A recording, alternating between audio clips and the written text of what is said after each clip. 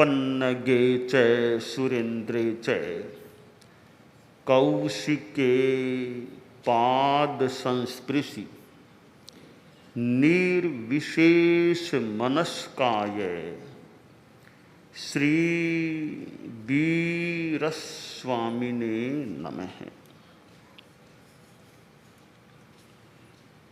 संबोधि के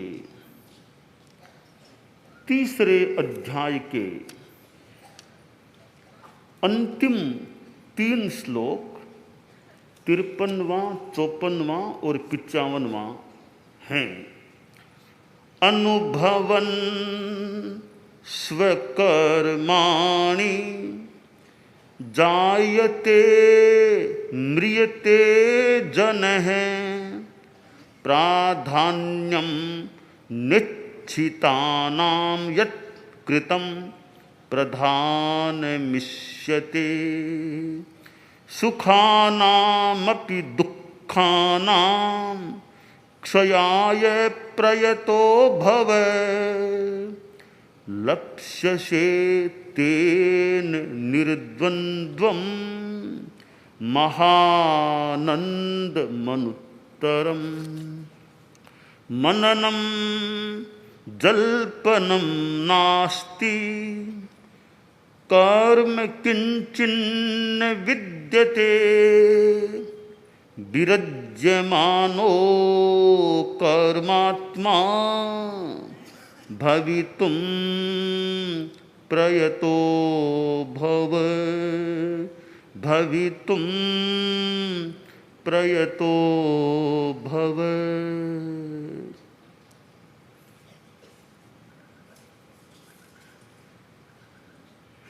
संबोधि के इन 3 श्लोकों में जो बताया गया है वह यह है कि प्राणी अपने कर्मों को भोगता हुआ जन्म भी लेता है और फिर कभी मर भी जाता है। इच्छित इष्ट जो वांछित है उसकी प्रधानता नहीं, जो कर्म किया हुआ है उसकी प्रधानता है। मैं जो चाहता हूं वही सब हो जाए यह जरूरी नहीं है, पर जो मैंने किया है कर्म वो मुझे भोगना है। तो सारी चाह है वह पूरी हो जाए, चाह के अनुसार सारे काम हो जाएं यह जरूरी नहीं है, पर जो किए हुए कर्म हैं उनके फल तो सामान्यतया भोगने पड़ते हैं या कर्म काटने पड़ते हैं। जो कर्मों की व्यवस्था उस प्रकार से होता है। तो किए हुए कर्म भोगने होते हैं, यह सामान्य सी बात है। आदमी खुद अपना नुकसान करता है, खुद अपना भला भी करता है। नतम अरी कंठ छित्ता करे जंग से करे अपन या दुरप्पा से नाहि मच्चु मुहम तो पत्ते पच्छानुतावेण दया विहूणो आश्रय। एक आदमी दूसरे आदमी का कंठ काट रहा है, दुख दे रहा है, अहित कर रहा है। शास्त्रकार ने कहा कि वो आदमी इतना नुकसान नहीं करता जो कंठ काटता है। नुकसान वो आत्मा अपना करती है जो पाप कर्म करती है, वो अपना नुकसान ज्यादा करती है। कंठ काटने वाला मान लो एक जीवन काल को समाप्त कर देगा और क्या करेगा, तो आत्मा ने पाप कर्म किए हैं, पता नहीं कितने जन्मों तक उसका प्रभाव फल भोगना पड़ सकता है। इसलिए पाप कर्म करने वाली आत्मा दुरात्मा होती है। पाप कर्म करने वाली और भयंकर पाप करने वाली आत्मा दुरात्मा है। परमात्मा वह आत्मा जो हमेशा के लिए मोक्ष धाम को प्राप्त हो गई वह आत्मा परमात्मा है, और महात्मा वह आत्मा है जो साधना करने वाली है। महात्मा लोग हैं महात्मा।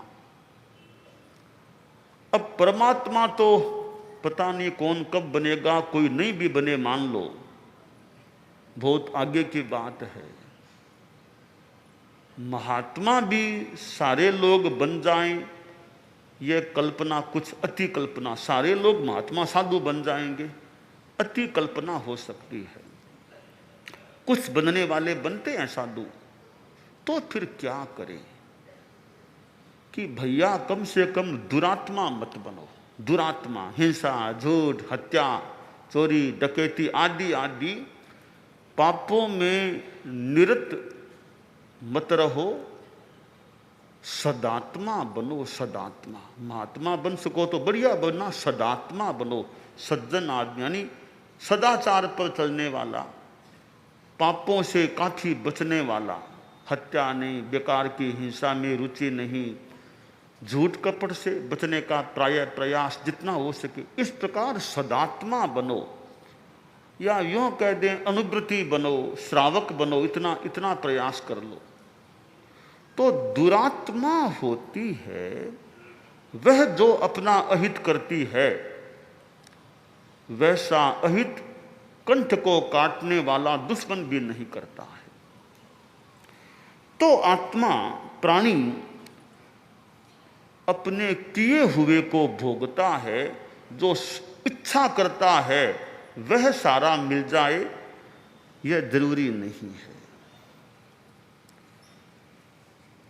आगम में एक चोर की बात आती है। उत्तराध्ययन सूत्र में एक श्लोक भी है इस संदर्भ का। तेणे जहां संधि मुहे गहीये शकमुणा किच्चई पावकारी एवं पया पिच्च इहम च लोए कदान कम्मान न मुख अथि आश्रय। कर्म करने वाला आदमी है वो खुद फल भोगता है।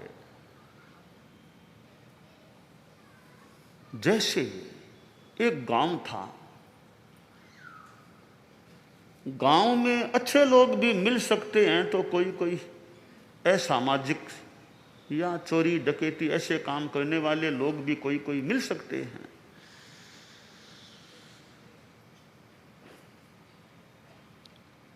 गांव में कुछ युवक चोरी का काम भी किया करते थे। एक बार दो युवक थे, बहुत उम्र नहीं थी, नव युवक से थे, दोनों साथी थे, दोनों चोरी एक साथ ही प्राय चोरी के लिए जाते थे।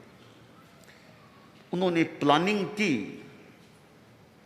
कि आज अमुक सेठ के मकान में रात को चोरी करनी है।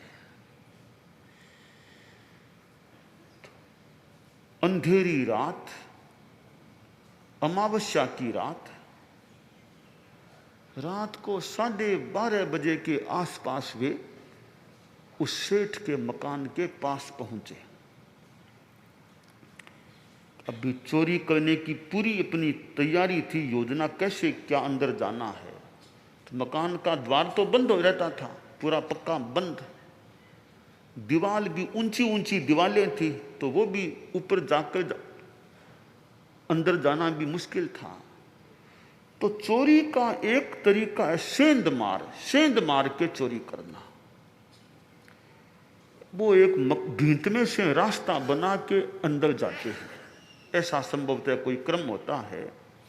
तो उन्होंने अपने तरीके से जो सेठ का मकान था और मकान का जो एक कमरा खास जहां अधिक धनमाल होने की संभावना थी, वो एकदम दीवार के बाहरी दीवार के एकदम पास में ही था। तो उन्होंने सेंध मारी, एक रास्ता बनाया अंदर जाने का कि दीवार के अंदर से जाके फिर चोरी करते हैं। तो वो रास्ता तोड़ के रास्ता बनाया। अब वो कई कई नुकीले नुकीले भी ऐसे हिस्से थे उस दीवार में जो रास्ता बना था। दोनों ने सोचा कि दोनों तो अंदर नहीं जाके एक अंदर घुसे, एक बाहर खड़ा रहे, एक अंदर जाए। तो कहा, एक ने कहा ठीक तुम अंदर जाओ और जरूरत लगे तो मुझे संकेत करना, मैं भी अंदर आ जाऊंगा।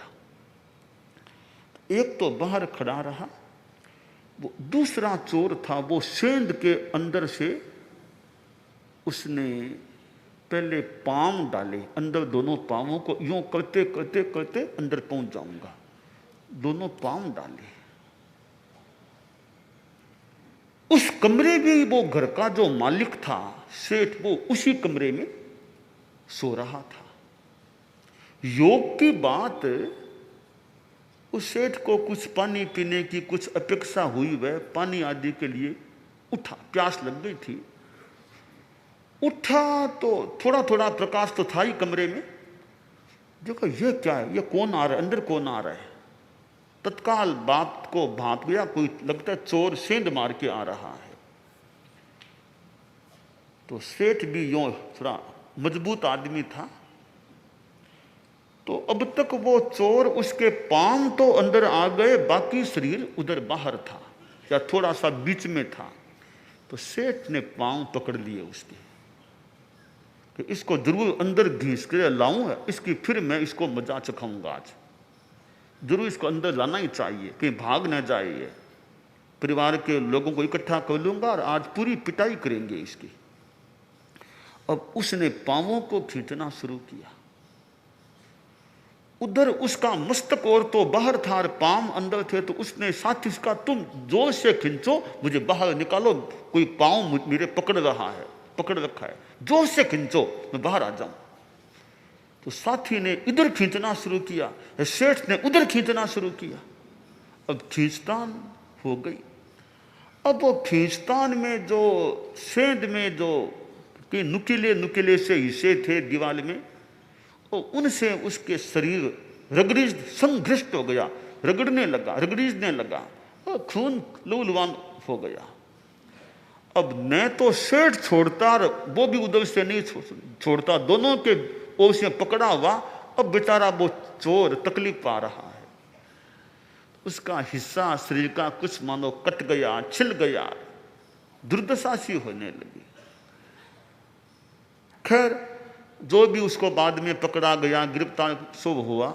पर बात यहां यह है, अब वो चोर जो तकलीफ पाया था, इतना संघर्षण हुआ, शरीर छिल गया, लहूलुहान हो गया, इधर से खींचना और उधर से भी खींचना। हम स्थूल दृष्टि से देखें तो क्यों हुआ, चोरी का धंधा करने का प्रयास किया, चोरी का, तब यह हाल हुआ। वरना क्यों होता, घर में आराम से सोता, कौन क्या होता। पर चोरी का दुष्कृत्य करने लगा या उस ओर आगे बढ़ने लगा तो उसका यह हाल हो गया। तो शास्त्रकार ने कहा, तेने जहां संधि मुहे गहीये, जैसे वह स्तेन चोर सेंध में जो था, गृहित था, स्वकर्मुणा किच्चई पावकारी, स्वय कर्मणा, अपने कर्म से, आचरण से वो छिला गया, छेदा गया। तो इसी प्रकार प्राणी जो भी कर्म करता है उसका फल उसे भोगना पड़ता है। अब जैसे हम पशु जगत को भी देख लो, आदमी की बात है, पशु जगत को भी देख लो कि अपने आचरणों से क्या फल मिल जाता है। जब वह एक बैलगाड़ी जा रही थी, दो बैल जुटे हुए थे, सार्थवाह का सामान काफी था, कई लोग साथ में थे।